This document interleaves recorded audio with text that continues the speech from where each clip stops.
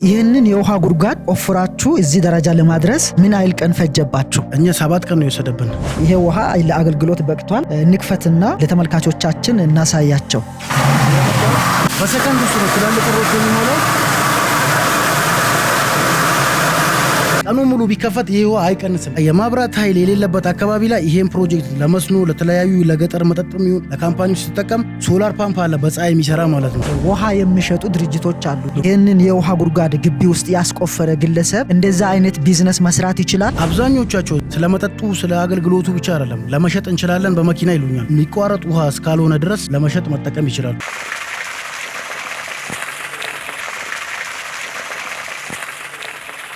ከጀርባዬ የምትመለከቱት መንግስት ቧንቧ ዘርግተው በየቤታችን የምናገኘው የቧንቧ ውሃ ሳይሆን ከከርሰ ምድር ተቆፍረው አገልግሎት መስጠት የጀመረ የከርሰ ምድር ውሃ ነው። ሰላም ጤና ይስጥልን ተመልካቾች፣ እንደምን ቆይታችኋል?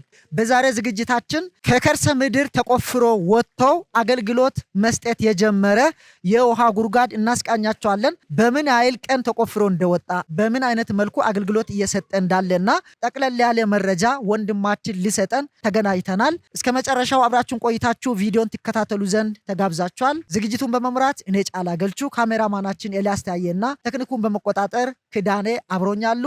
አብራችሁን ቆዩ።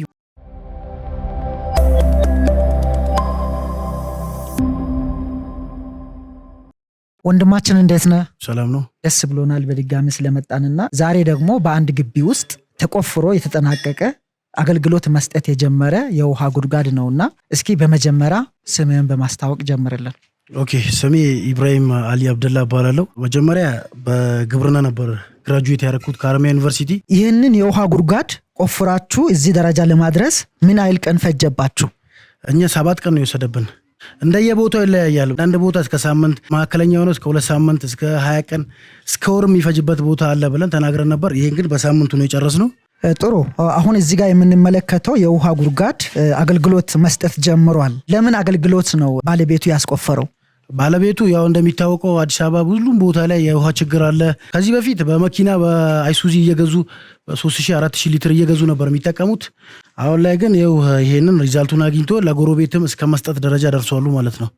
እና ግቢ ውስጥ ይጠቀማል። ለመሸጥም አገልግሎት፣ ለላይባጆ እጥበት፣ ለሁሉም ነገር መጠቀም ይችላሉ። ውሃው የሚቋረጥ ውሃ አይደለም። 24 ሰዓት ከፍተበት እንትን ብትል የሚቋረጥ ውሃ አይደለም ማለት ነው። አሁን ላይ ዝርጋታው እንደዚህ ተደርጎ ኢንስታሌሽኑ ወደ ፎቅ እንዲወስድ ተደርጎላቸዋል እንደሚታየው ማለት ነው።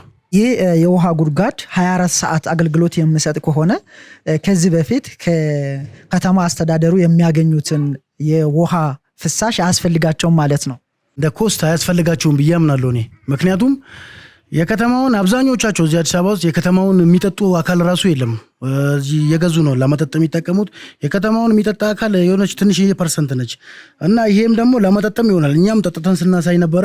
በእርግጥ ማንኛውም ውሃ ከተጣራና ከታከመ ለመጠጥ እንደሚያገለግል ይታወቃል። ምናልባት ፕሮጀክቱን እዚህ ደረጃ ለማድረስ ወይም ደግሞ አንድን የውሃ ጉድጓድ ተቆፍሮ አልቆ አገልግሎት እስከሚሰጥ ድረስ ያለው የተጠቀማችሁት እቃ እዚህ ሀገር ውስጥ የሚገኝ ነው ወይስ ከሌላ ከውጭ ነው የምታስመጡት?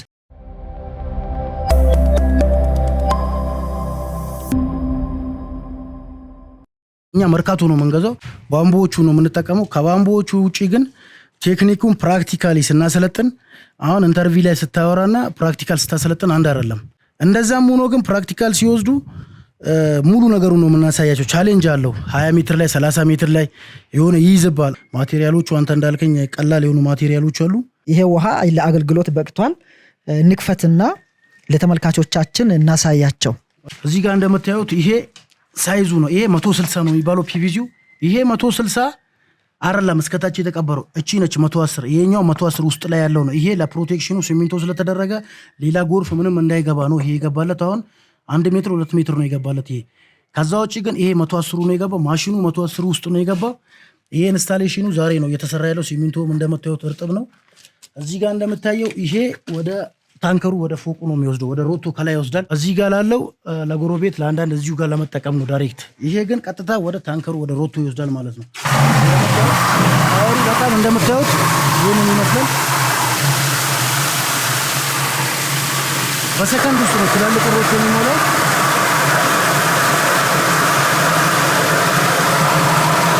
ቢያንስ ቀኑ ሙሉ ቢከፈት ይሄ ውሃ አይቀንስም። ለባለቤቱ ስናስረክብ ይህንን ሪዛልት ቢያንስ ለ4 ሰዓት ነው ከፍተን ሰፈሩን ሲያጥለቀለቅ ነው በቃ መልሰን የዘጋ ነው። ፓወር አለው። ውሃ ከውስጥ ለማውጣት ሞተር ነው የምጠቀመው፣ ኤሌክትሪክ ነው የምጠቀመው። ምን ያህል ኤሌክትሪክ ፓወር ነው የምፈልገው? ኤሌክትሪክ ይፈጃል። በዲቫይደር ራሱ መስራት የሚችል አቅም ነው። ቆጣሪም ብዙ ፍጆታ የለውም። እንደ አንድ አምፖል ነው በቃ የሚሰጠው ራሱ። በአንድ አምፖል ቆይታ ራሱ የሚበላ አይደለም። ቀለል ባለች ጉልበት ነው የሚነሳው። የፈረስ ጉልበቱ ይለያያል። እንደዛውም ለአንድ ዞ ለትላልቅ ከተማ ወጥቶ ከሆነ ይሄ ማሽኖቹም ስቴፕ አላቸው። የፈረስ ጉልበት ላይ ይለያያሉ። አቅማቸው እንደዛው ነው የሚለያየው። ይሄ አሁን ከተማ ውስጥ ነው፣ የአንድ መኖሪያ ቤት ግቢ ውስጥ ነው ያለ ነው። በገጠር በበረሃ ለመስኖ የሚፈልጉት ሰዎች በምንድን ነው ፓምፕ የሚያደርጉት?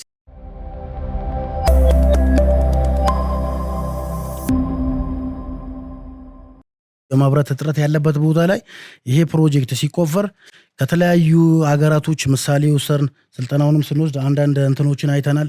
የማብራት ኃይል የሌለበት አካባቢ ላይ ይሄን ፕሮጀክት ለመስኖ ለተለያዩ ለገጠር መጠጥም ይሁን ለካምፓኒዎች ሲጠቀም ሶላር ፓምፕ አለ በፀሐይ የሚሰራ ማለት ነው።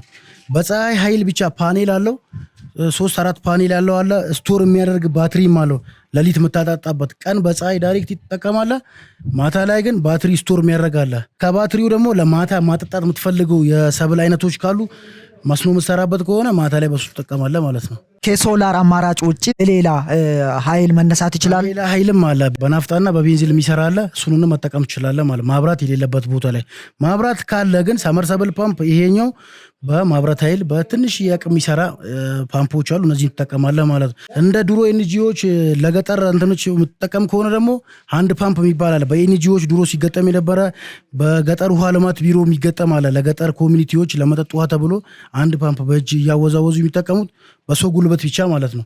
ለዛ ብዙ አይነት ሲስተሞች አሉ ለዚህ ውሃ ማለት ነው። በትላልቅ ከተሞች በተለይ በመዲናችን አዲስ አበባ የውሃ እጥረት እንዳለ ይታወቃል።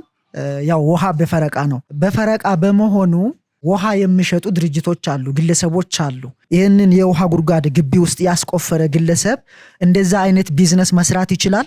አዎ አብዛኞቻቸው ራሱ የሚደውሉልኝ አካል አሁን አብዛኞቻቸው ከዚህ ከአዲስ አበባ ከተማ የሚደውሉልኝ ለዚሁ አገልግሎት ነው። ለመሸጥ ይሆናል የሚል ነው የሚጠይቁኝ። መጀመሪያ ላይ የሚጠይቁኝ ስለመጠጡ ስለ አገልግሎቱ ብቻ አይደለም። ለመሸጥ እንችላለን በመኪና ይሉኛል። አዎ ነው የምለው እኔ። ምክንያቱም የሚቋረጥ ውሃ እስካልሆነ ድረስ ለመሸጥ መጠቀም ይችላል። ይህንን የውሃ ጉድጓድ አስቆፍረው ያለምንም ወጪ ተጨማሪ ቢዝነስ ወይም ተጨማሪ ስራ መስራትም ይቻላል ማለት ነው። አዎ አብዛኞቻቸው ለመሸጥ ለላይቢያጆ ሻወር ቤት ምናምን ነው አብዛኞቻቸው የሚደውሉት።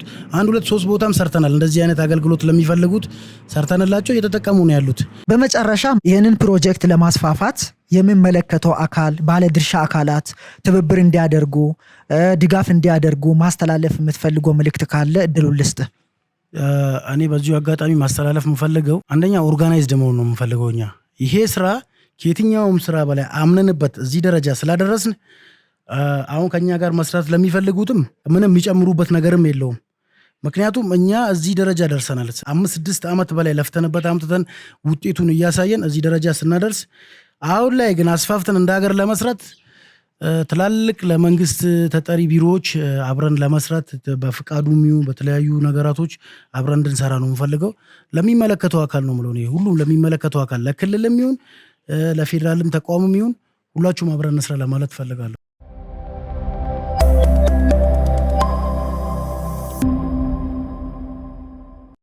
ይህ ፕሮጀክት ሰፍተው ተደራሽ ሆነው በክልሎች በገጠራማ አካባቢ ለመስኖ ማህበረሰባችን እንዲጠቀምበት ደግሞ ባለድርሻ አካላት ትብብር እንዲያደርጉ ጥሪያችንን እናቀርባለን። ለነበረን ጊዜ እጅግ በጣም አድርገን እናመሰግናለን። እኛም ከምንም በላይ በጣም እናመሰግናችኋለን። ከጎናችን እንደሆናችሁ እኛም ነገ በብዙ ነገር አብረን እንቆማለን ብለን ተስፋ አለን። እናመሰግናለን። እሺ፣ መልካም ጊዜ። ክቡራን ተመልካቾቻችን ዝግጅታችን እንደተከታተላችሁት ይመስል ነበረ። ከወንድማችን ጋር የነበረው ቆይታ እጅግ በጣም ደስ የሚል ነበረ። እንደተከታተላችሁት ይህ ፕሮጀክት የ1 ሳምንት ፕሮጀክት ነው። በዚህ መልኩ ተጠናቆ አገልግሎት መስጠት ጀምሯል። ቀጥታ ለቤቱ አገልግሎት እየሰጠ ነው ያለው። ወደ ታንከር እየተሞላ ነው ያለው። ይህንን ፕሮጀክት በሞላ ኢትዮጵያ እንዲስፋፋና ማህበረሰባችን እንዲገለገልበት የመስኖ ስራችንን የላቀ ደረጃ ለማድረስ ባለድርሻ አካላቶች ይህንን ወጣት ማገዝ አለባችሁ። ለነበረን ቆይታ እጅግ በጣም አድርገን እናመሰግናለን። በቀጣይ በሌላ ዝግጅትና ሌላ ፕሮግራም እስከምንገናኝ ቸርን ሰንብት። መልካም ቆይታ